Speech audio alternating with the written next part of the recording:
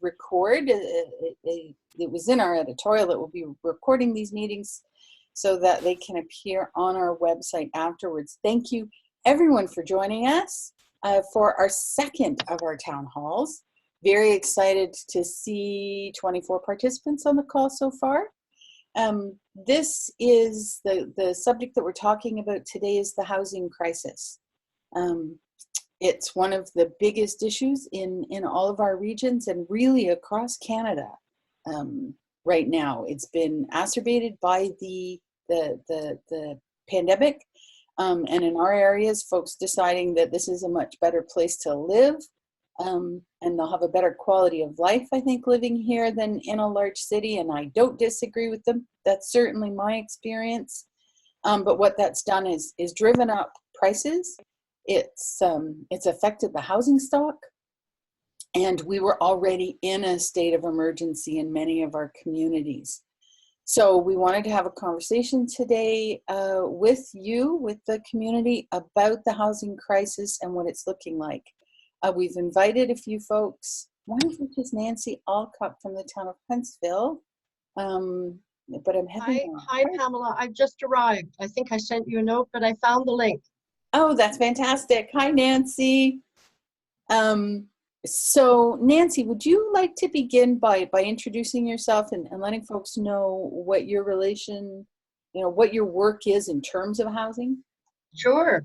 I first want to apologize to everybody. I normally would have my video on, but today I'm keeping it off. I had dental surgery this week and my face is a mess. So I feel very uncomfortable right now. So if it's okay with everybody, I have my video off, but hopefully you can hear me. And I want to say thank you to Pamela for inviting me to participate in this. And I think, as I heard Pamela say in the last minute, housing has been front and center for every municipality within the district of Muskoka for quite some time. And I really try not to sound like a Pollyanna, although I've often been accused of being one, because trying to tackle this issue has been most definitely one of the hardest issues for any one of us who are involved.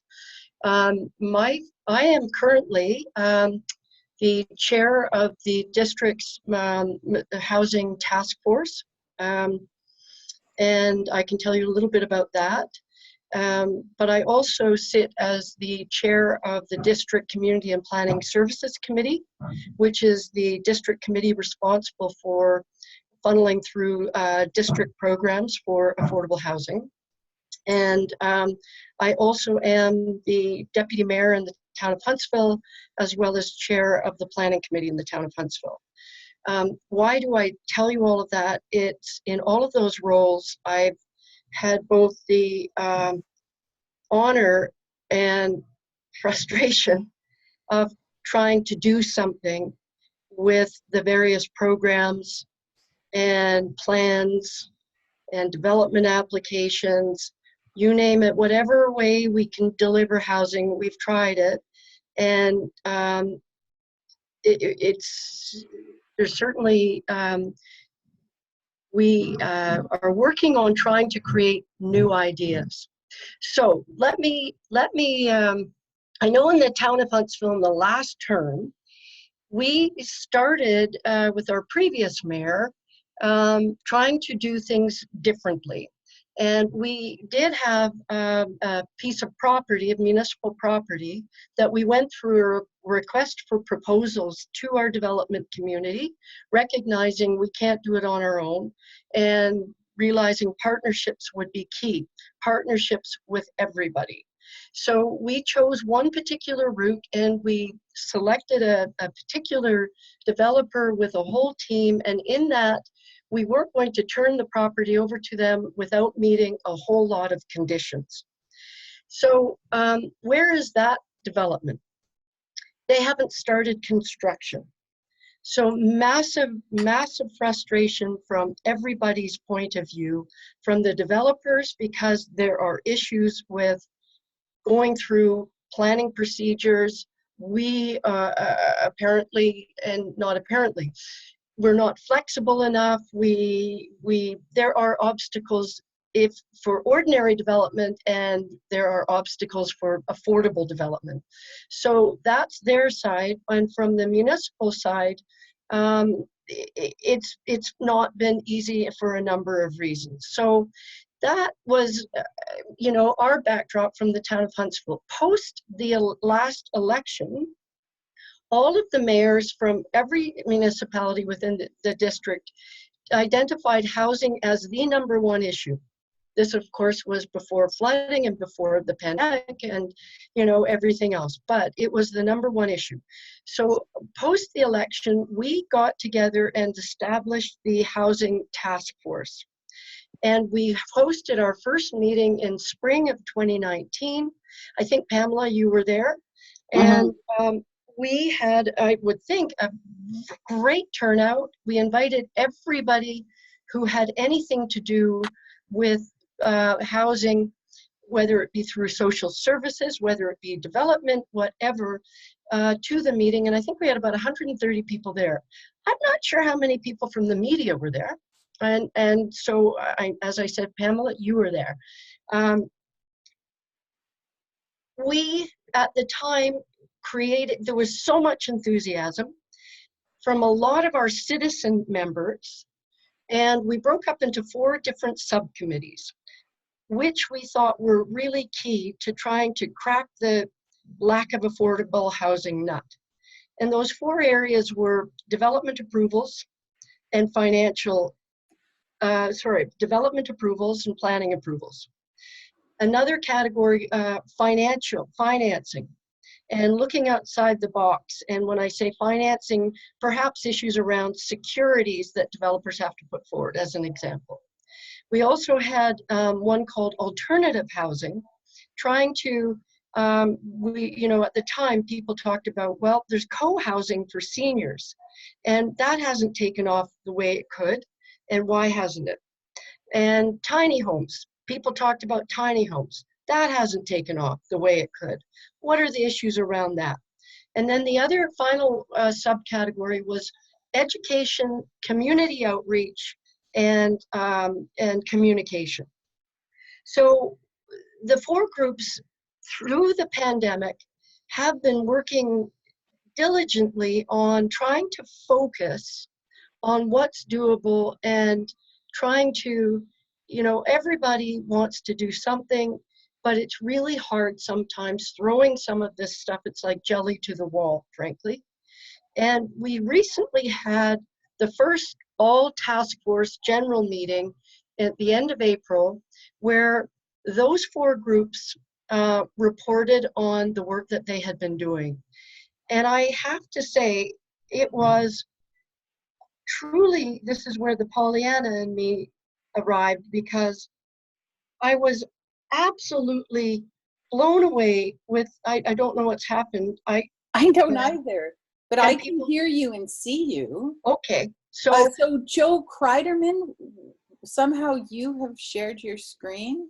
Could you, let's see if I can, yeah. So I'm almost done, but I wanted to say to the part that when they, and this is actually, it was recorded, this event, and on April 29th. The part that I found so encouraging was, and everybody who's participating in this will not be surprised, because they'll say, we're here because there is so much interest out in our community to try and engage in solutions to our crisis. And I don't need to go into the crisis. Everybody knows all of the areas, whether it's youth homelessness, whether it's young families who can't get into housing, whether it's seniors who are desperate for decent housing. There are so many categories that it's too many to name. But what the April 29th, we covered about 6 different presentations of ongoing work from these committees. And they included a group of, that consisted of a local developer, along with a real estate agent, along with an architect, design manager, who talked about and did all of the legwork. I apologize, some work is happening here, so I think that, anyway, who talked about community land trusts.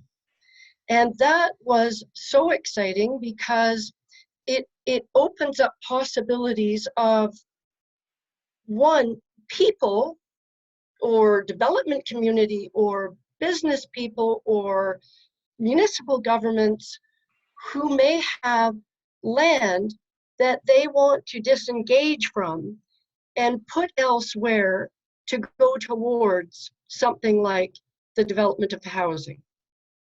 There are a lot of reasons why that might be a better way to do it, rather than, as I said, I started off saying the municipality in the town of Huntsville decided to bite the bullet and do our own thing, and we've had issues with it. So it was this incredible presentation about the possibility around community land trusts. That was one. We had my colleague, Jonathan Weeb, talk about his proposal for a small home community in the town of Huntsville using municipal land.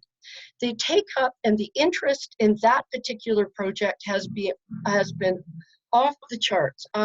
Any one of us on council can't go through town without running into someone who will say, what's happening with that project? How do I get involved?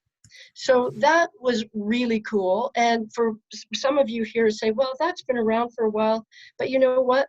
We're taking some old ideas and rehashing them, bringing them forward.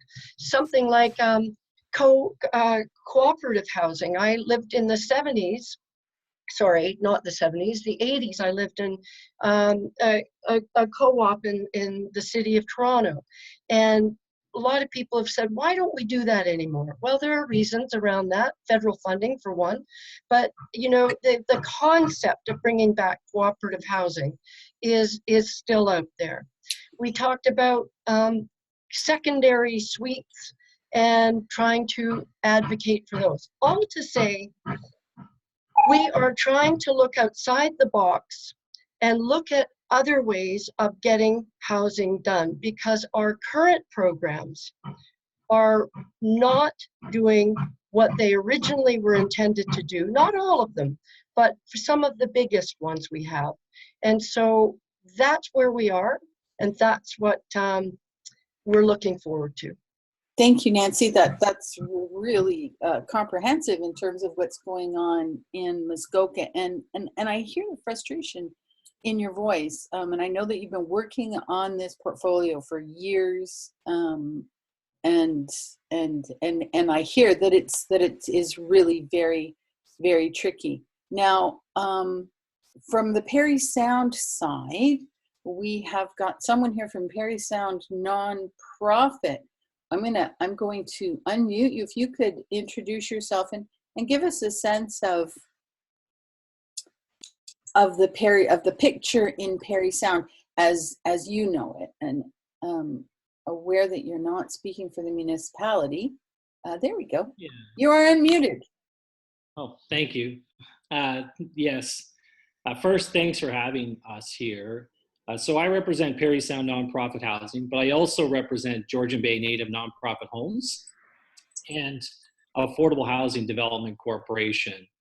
So a lot like Nancy was saying, you know, whether it's partnerships to just essentially looking outside of the box is what's needed in our area as well. Anywhere in the north, it seems that way. We were very fortunate in 2017 and 18 to build 55 affordable homes here in Parry Sound. And that was because of our partnership with the District Social Service Administration Board. They guided us, assisted us in purchasing an actual school and then converting it into a community hub.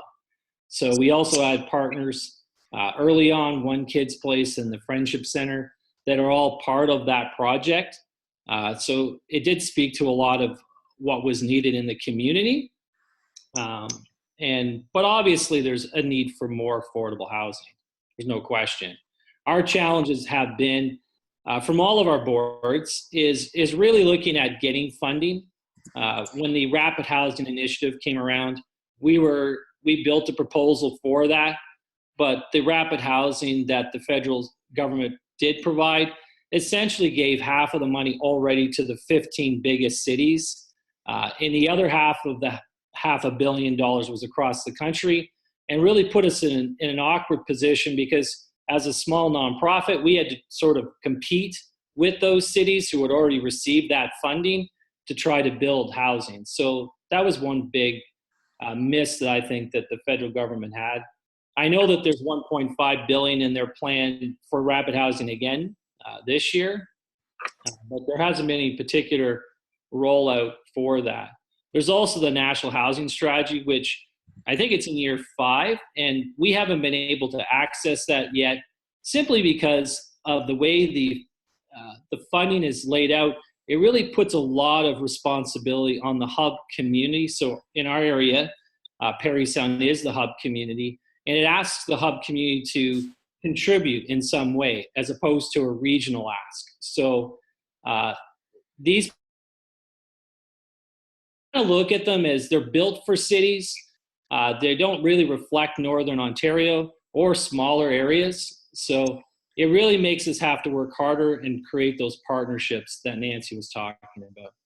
Mm-hmm. We hear that on every level, right? When government funding comes across, that very often our communities are left out because we're rural, we're smaller communities, we're towns, we're not big cities, and here we are again with something as crucial as housing in the same situation. Okay, so we have from Almaguin to talk about where Almaguin is with housing, Louisa Moffit. Louisa, would you like to introduce yourself and give us, I'm trying to unmute you, and give us a sense of, I keep hitting it. Let me try over here. Sorry for the technical difficulty. Louisa. Am I unmuted yet? There we go. Perfect. Okay. Hi, Louisa. Thanks for joining us. Yeah, I share everybody's frustration, only I'm on the front line dealing with the people that are looking for the housing. It has been a most challenging time since 2018, actually. It started even before the pandemic. And then when the pandemic hit, what happened is the housing that was available for local people, that kind of thing, got taken away by the market moving north, coming home, and wanting to live in this area. What it did is they were selling their homes for a great deal more money, coming in with no conditions. What this does is young people like my grandson, for example, he's pre-approved, but he doesn't stand a chance once a home comes up, no matter what the cost of the home is. If it's affordable, it goes into multiple offers. And not only that, but they only accept offers, which you can't blame the sellers, that are firm. So he has to have a condition on financing. He's a good candidate for a bank, but there's no way that he can get home. On the same thing, another young person, we found them a home, and they could afford it. It had a few challenges, but they didn't, even after pre-approval, qualify for the home because during the pandemic, they were off work. So that interrupted their year's employment. So now we have, I would say, more than half of our clients that don't have the full year to qualify for financing. So, there's a lot of things that are falling through the cracks that we're noticing as real estate agents. We want to help. We do our due diligence. We get them pre-approved. But then when push comes to shove, that year required for historical employment, it doesn't count. So we're not only losing the younger people, but anybody that was laid off during the pandemic is starting at square one, which is a multitude of people up here. And there's almost no rental stock. right? There So if you're is not buying, no rental stock. It's not almost none. There is none. The places that are for rent, many of them got sold because they could get a good dollar for their homes. So therefore, the homes that were available, or even duplexes that were available, are taken over by private citizens. So where you might have had 4 apartments, now is just a big home that somebody from the city has turned into a single family residence. So we're in the crunch that way as well. Rentals are impossible to find. I have 4 to 5 phone calls per day coming in of people that their place that they've been renting for years is being sold, and they have nowhere to go. Mhm. So it's created just an urgency that's beyond anything I've ever seen in my 25 years. Mhm. Um, Certainly, and our reporter in Almaguin, Lee McConnell, that is exactly what happened for him. The person who owned his home sold their other home and wanted to move into where he was, and so yes, he with a partner, 2 incomes, trying to find another place to live and could not, and has left. So yes. what happens to the makeup of our communities when you need to have a certain amount of income to live here? How does that change our communities? And in your case, Louisa, how does that change Almaguin, in the face of Almaguin? It really is changing the face of Almaguin. We are losing people.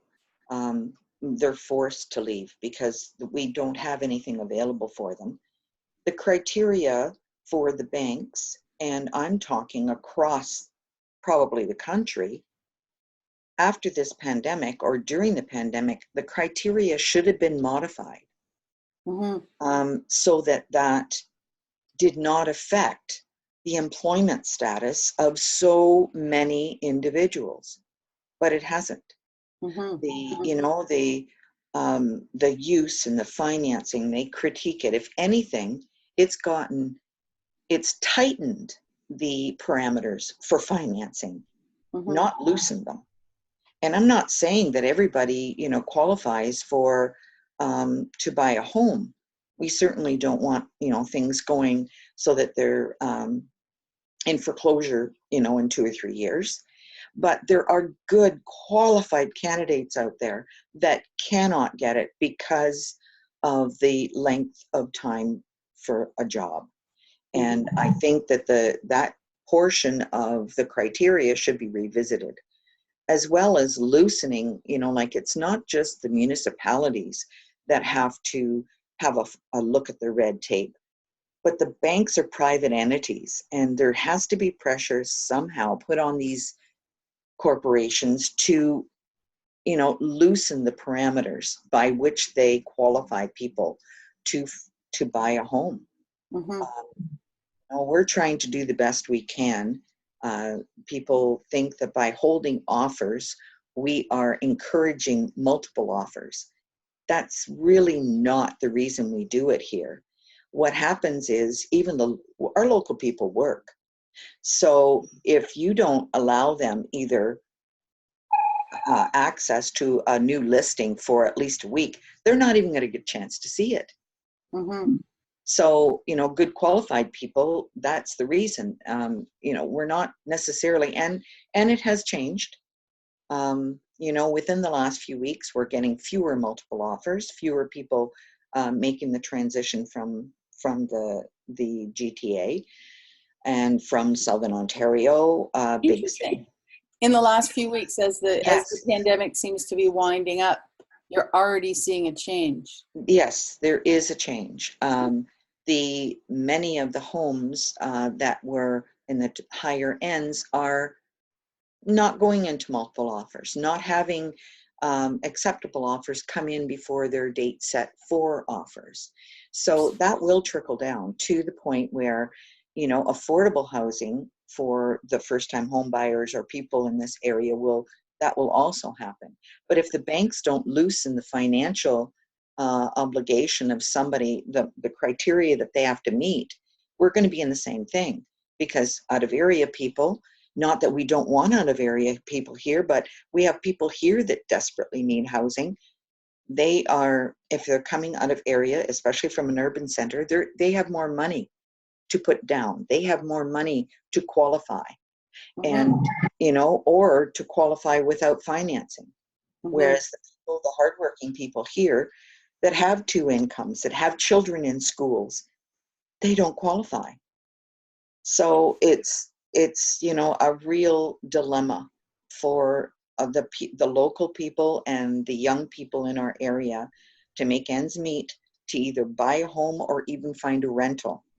My daughter is in Aurelia, for example, and she could not find a rental for her family when everything closed down, because there were bidding wars of people, I'll give you a year's rent if you take me. And my understanding is that's really not legal for them to do that, but it was happening. Well, they're not insisting on it, but they're you know, that the qualifications are there. They can't say, well, you don't have a whole year.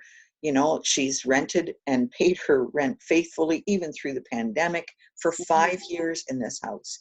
It is sold and she must vacate.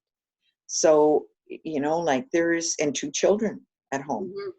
And, you know, I think there's, you know, that they can't insist on that, the seller, but if they have renters that are offering it, it's not illegal for them to accept that, right? But it's that as well as is keeping people out of homes. And that's the real tragedy here. And these are the stories that we're hearing over and over again from and I don't have solutions for that. I don't have solutions for the bank to loosen up its grip on the working person. And we're not even talking the working poor here. We're talking middle class people that make a good income, a good living, that have families here that contribute to the community, and they can't get a mortgage. Like that's like, I just can't understand why there's a tightening of the parameters for financing when they should be slackened in certain areas for certain things. And that's certainly, I mean, all of these questions are things that we're wanting to look at in our upcoming housing crisis series. And the big bottom line is who is responsible? Housing is a basic human right in Ontario and in Canada and across the world. Yet people in Ontario are out of housing. And so who's responsible? If the banks are responsible well, I think there's a lot of, you know, the red tape for any organization stops us from proceeding. It's like trying to, you know, move a sitting elephant, pushing them forward. It's very difficult, no matter what segment that you're from, whether you're from the private sector, you know, the municipal sector, the financial sector. It's getting change to happen fast enough to help us within the next 5 years. It's looking so desperate. It is looking so desperate. Thank you, Louisa. Now, Sarah Law is here. She's our Gravenhurst reporter. Sarah, you've covered, I'm wanting to unmute you. You've covered the what's been happening with the housing crisis locally. And I think you've invited some folks here today. Are we seeing them? I'm not 100% sure. I shared the information with the Gravenhurst Women's Centre and representatives from Gravenhurst Against Poverty. But in my coverage, I've been in Muskoka for just over 2 years, and I've been looking a lot at the rental situation specifically. And, you know, you'll go on Facebook groups like Muskoka Rental Connection, and you see constant posts every day from people pleading for anywhere to rent. And it's so sad, but from what we've heard from all of the speakers, you know, it's a very complicated issue. And, you know, who is responsible for housing? It's not just one entity, right? And, you know, there's a lot of different factors at play. But, you know, as a reporter, I'm hoping that the more stories I share about the need and also about the different initiatives to create housing here, I hope that it makes a difference. Was there anyone from the Gravenhurst Women's Centre or GAP that was on the call that wished to speak? If so, could you raise your hand or put it in the chat? I'm looking at our next page, and I am not. Hi, Kelly Jones from the YWCA Muskoka. I sit on the GAP steering committee, and I represent Circles Muskoka as well. So I am the coach for that program, and one of our topics is housing. I have 6 families that we're supporting out of poverty, and the whole initiative to Circles is self-sufficiency. With my own journey being a leader in this group in the North and graduating, my income source went up. I live in district housing, but I cannot afford anything that's out there, and my daughters and I would be in duress if I left housing. But there's a 6 to 8 year waiting list for this house, right? Like there's a family that could have this house, but I can't leave. If I leave, I will just be back at square one.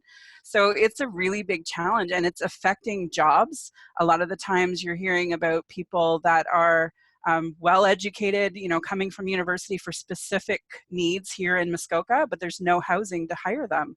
So the challenge is affecting, I think, all sectors. I think rental cap would be a really great, start somewhere, somehow. I think tiny homes is a great solution, but it's not sustainable for families, and it really is just a temporary solution.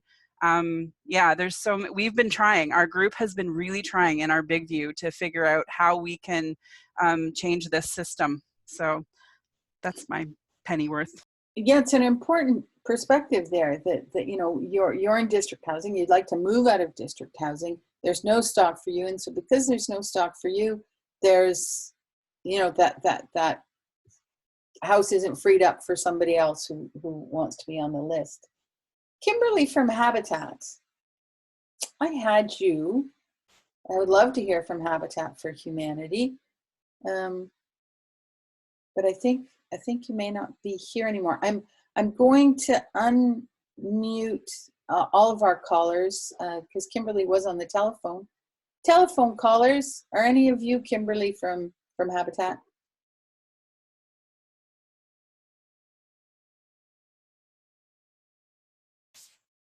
I'm seeing little volume things, but I'm not hearing you. Can any of our callers speak? Do you have a question?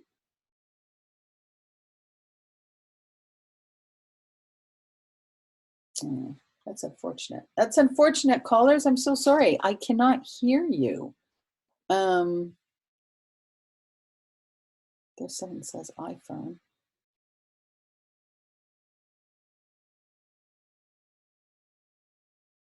Yeah, I don't know why. Our callers came through last week and they didn't, and I'll try and find out why that's a problem today.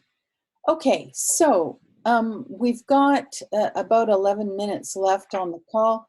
Is there anyone who has a question for any of our speakers today, or is there something about housing that you would like us to follow up on, that you'd like to see us doing future stories on? Please do raise your hand or message me in the chat if you wish to speak.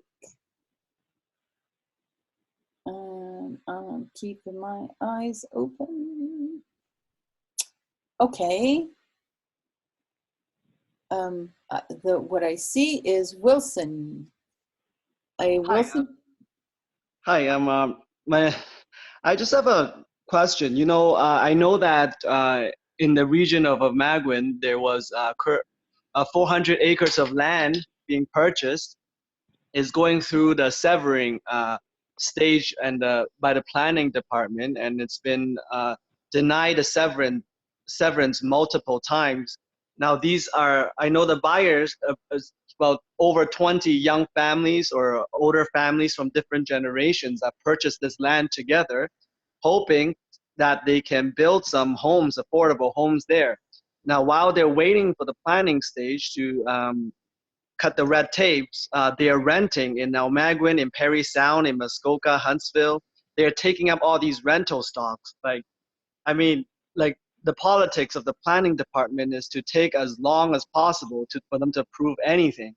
Now, wouldn't just allowing these people to sever 400 acres of land and build their own homes free up a lot of the rental stock that we're talking about here. Mm-hmm. And you're calling us from Almaguin, you said? I am resident of South River Macker. Okay, and that's where the property is, in South River Macker? It's in Macker, yes. Okay, could you, Sarah Cook is with us here today. She's our reporter in the Almaguin area. So Sarah Cook would be happy to talk with you about that and see if she can get some answers for you. Oh, that'd be great, because right now the project is stuck in the planning department, and I know many people that moved up. They're just renting in Huntsville, in Berks Falls. They want to build their home and move in, but they can't. Like these are, and they're taking up rental stocks that pushing out the local young people to live in, because they're renting all of them. So I mean, that's quite a sizable number of people, 20 plus families. Mm-hmm, absolutely, and I think Nancy Alcock too spoke to the planning problems and how that Louisa has a comment, but how governments need to get out of the way. It's tricky though, because you also don't want rampant development, but we need development. Are you able to private message Sarah Cook on your chat? Are you able to send her a chat, giving her your contact info so she can follow that for you? Sure, thank you. Okay, that's terrific. And Louisa, you have a comment on? Yes, it's not just Macker that has made it very difficult to sever. It is most of the municipalities.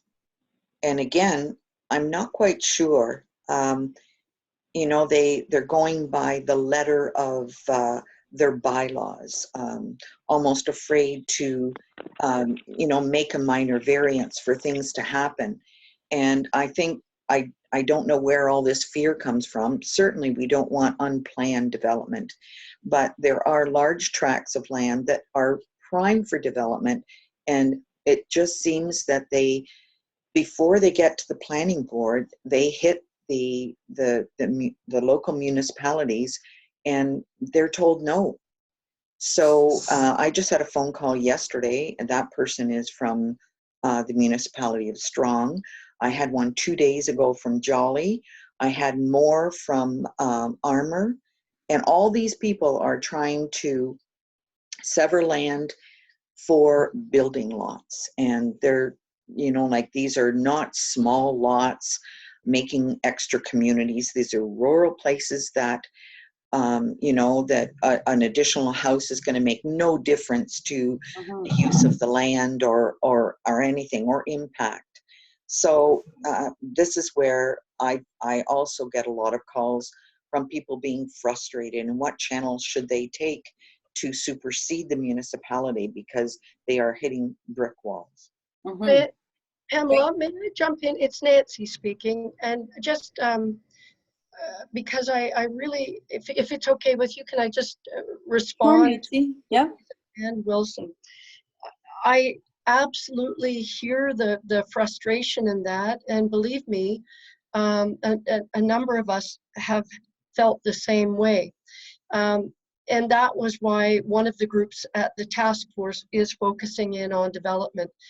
One of the issues that we struggle with is we have in all municipalities an official plan, and ours in Huntsville and at the district has been recently updated, and we're trying to meet a number of priorities, and one of them is trying to deal with climate change and the environment. And part of that from a planning perspective is to direct your future growth to both, especially housing, to your urban or town areas. And so to prevent things like rural sprawl in the rural areas. And I know that seems a bit of an odd word when we're up in, Muskoka and further north. We don't think of sprawl, but in fact, there is some.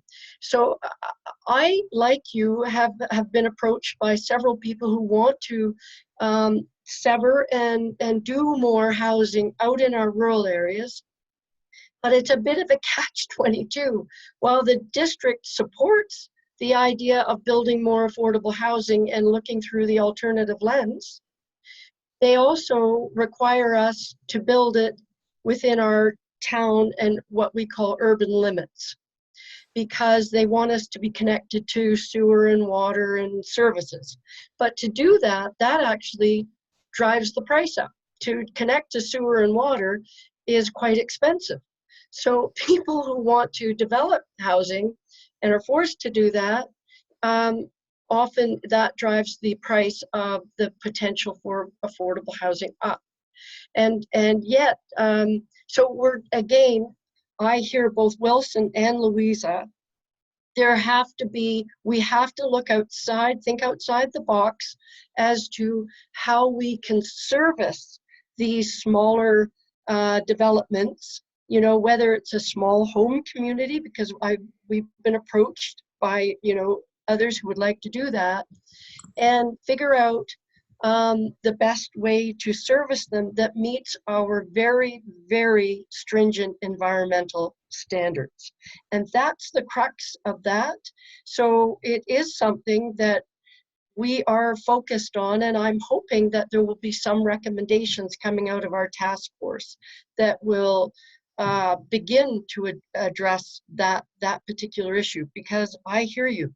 We've had lots of proposals, but it cannot be, it cannot fit into the sprawl category because all of our official plans don't allow it. So you see our dilemma trying to meet all of our objectives, and you've hit the nail on the head. That's one of the biggest ones we're trying to grapple with. Definitely a complex issue. Thank you, Nancy. Chris Jordan Stevens, you wanted to speak? Unmuting you. Looks like Howard had his hand up. I don't know, Howard wanted to respond to Nancy, sounded like. Howard? Yeah, I just wanted to add in there that I do agree with what she's saying. The challenge is that, for example, Parry Sound doesn't have any farmers' fields, doesn't have anywhere to create real affordable housing. When I moved here 12 years ago, I had three choices between the $150,000 to $250,000. I think if Louisa had any houses around $200,000, they'd be sold the second day. It's that kind of housing that needs to happen. When they say that there's multiple offers, those on the $300,000 and $400,000, it's out of the market for many of the people who live here in our communities. That's all I want to share. Thank you. Chris? Yeah, I just want to add my 2 cents and then make a quick comment. I'm of the mind, at least in Muskoka where I live in Huntsville, that we've had actually quite an increase. We have a lot of development, a lot of successful development happening.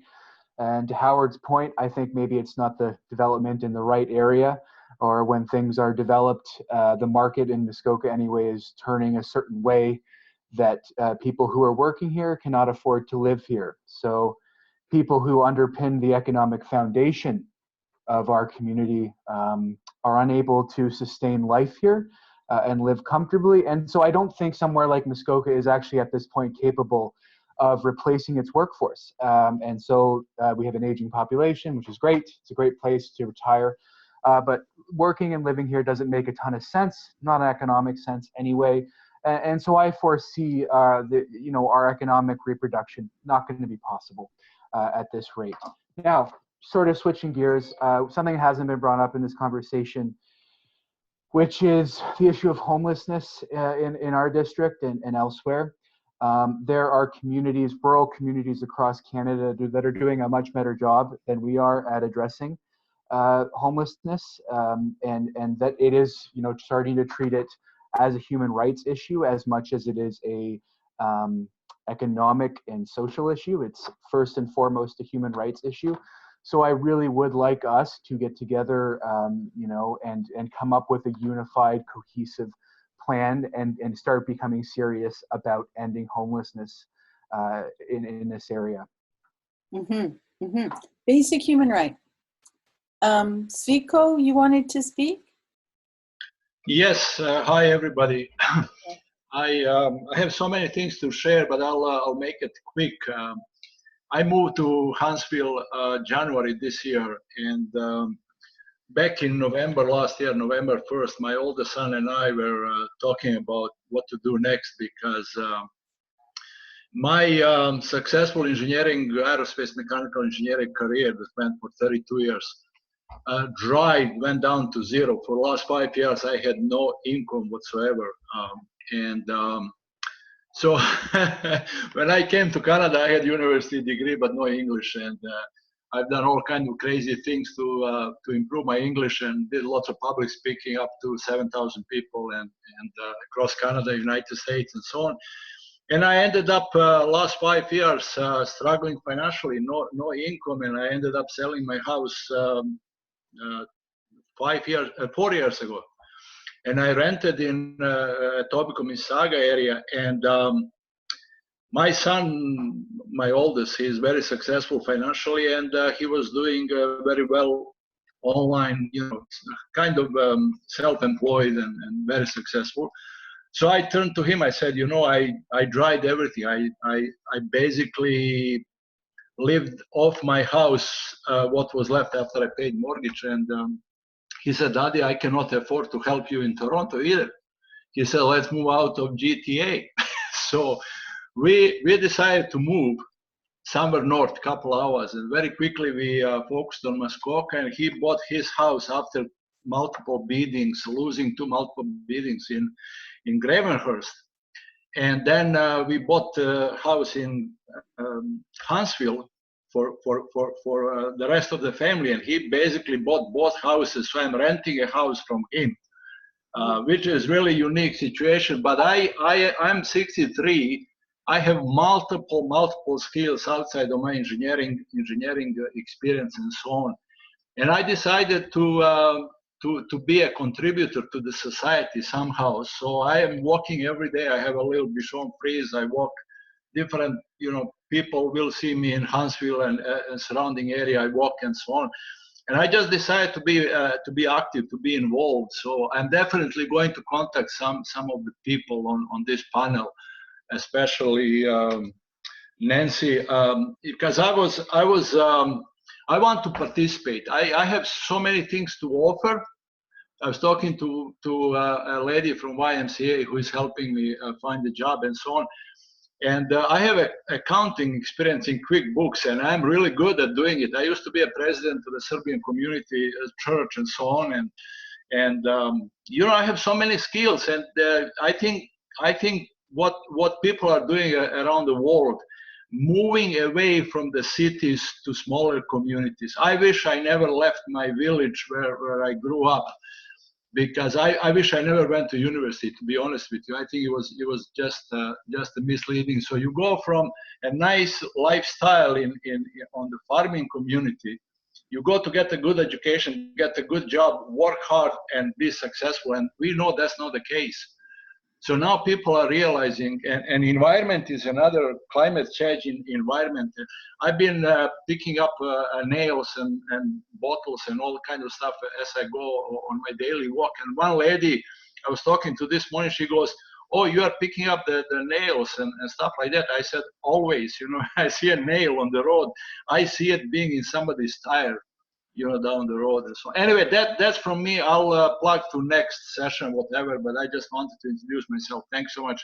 Okay, thank you. Thanks for telling us your experience. And yeah, I hear people say that they left Muskoka or Parry Sound or Almaguin when they were young to go to another community, and they've spent the rest of their life trying to get back. And I think that kind of story is going to be even more intense now as they're priced right out of the market. So housing, a basic human right, something we in our newspapers are going to be exploring in depth in the next couple of months and ongoing, because it's not a simple solution. There are no simple solutions. It's multifaceted, and so we will be looking at it. We'll be telling our local stories. If you have any questions you think we should follow up on, or if there's something you want to know then do send me an email. I'm Managing Editor Pamela Steele. You find me at psteel, P-S-T-E-E-L, @metroland.com. That's in the chat as well. Before we sign off, is there anybody else who would like to address the group? I just want to make sure that everybody has had an opportunity. And again, I'm sorry to the folks who are on the phone that we've had the problems with that. So I'm looking for any hands being raised. Okay, thank you so much for joining us today. Thank you to our experts for coming in. Our next issue will be next week, Thursday at noon at this same link, and we'll be discussing Northern Rail. Is it coming back for passenger rail? And in the case of Almaguin, and in the case of Parry Sound, why not Parry Sound? Why is Parry Sound not on the list? And we have a number of groups, and I believe Norm Miller will be joining us as well to give us what's happening on the provincial level. Thank you everyone for joining. Have a great week. We'll see you next Thursday at noon. Bye. Thanks.